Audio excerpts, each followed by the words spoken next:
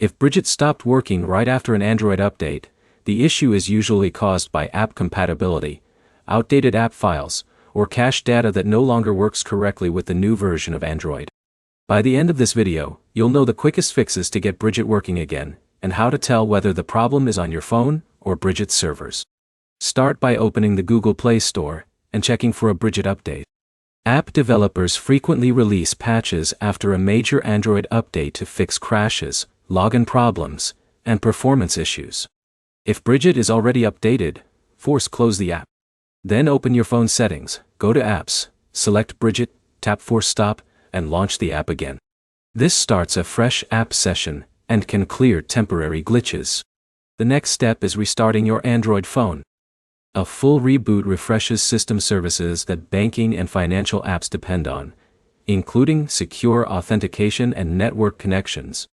If Brigit still won't load, clear the app cache. Go to Settings, Apps, Brigit, Storage, then tap Clear Cache. Cached files created before the Android update can sometimes prevent the app from working properly. Avoid clearing app data unless you don't mind signing in again. Now test your internet connection. Switch from Wi-Fi to mobile data, or from mobile data to Wi-Fi, and try opening Brigit again. If the app only works on one connection, the issue is likely related to your network rather than the app itself. Also make sure your phone has enough free storage. Android apps may fail to update or save temporary files correctly when storage is nearly full.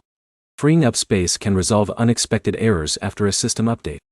If none of those steps work, uninstall Brigit completely and reinstall it from the Google Play Store.